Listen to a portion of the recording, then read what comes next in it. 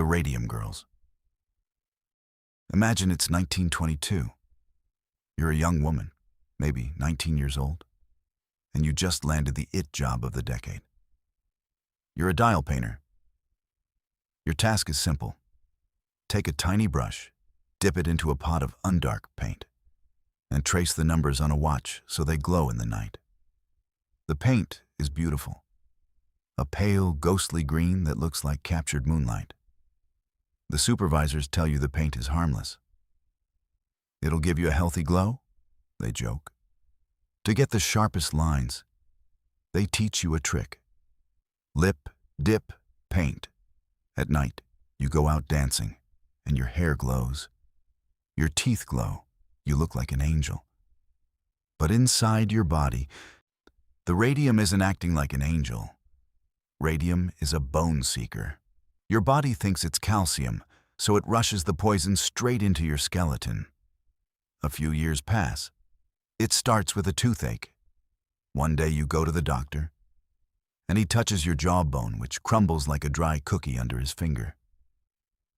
You are literally rotting while you are still breathing. The liquid sunshine you swallowed is now eating your frame from the inside out, turning your bones into honeycomb. You aren't just dying. You're becoming a human lantern, glowing in your coffin for the next 1,000 years. The Goiânia accident. Imagine finding a heavy, stainless steel cylinder in the ruins of an abandoned clinic. 2 men in Goiânia, Brazil, did exactly that. They took it home, thinking they'd hit the jackpot. But inside that cylinder was a small capsule of cesium-137, a highly radioactive isotope used for treating cancer.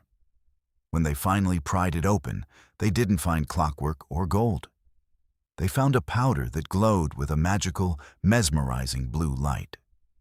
The scrapyard owner, Devar Ferreira, was so enchanted by the electric blue glow that he brought the powder into his house. He showed his wife. He invited his neighbors over to witness the miracle.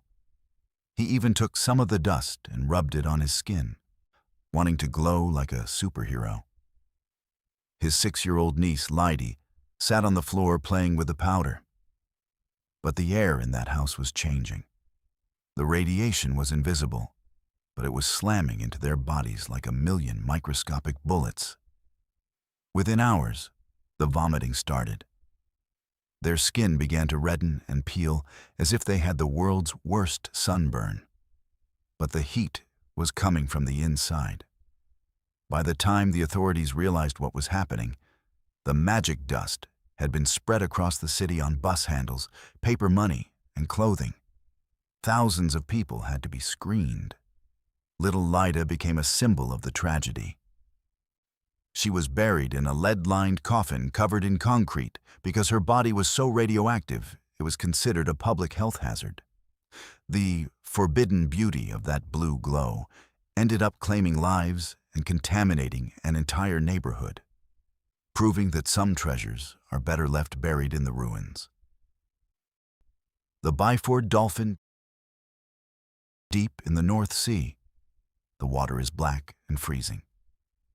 But for the divers on the Byford dolphin oil rig, home is a cramped, pressurized metal tube. They are saturation divers. They live in a high-pressure environment for weeks so they don't get the bends when they work on the ocean floor. The air they breathe is thick, but it's the only thing keeping your lungs from collapsing. It's a normal day, and the divers are moving from their living chamber into the diving bell. There's a transfer trunk connecting the two, a tiny tunnel that must stay sealed. A tender on the outside opens the clamp before the pressure is equalized. In a fraction of a second, the pressure inside the chamber, 9 times higher than the air outside, tries to escape. It's not a leak.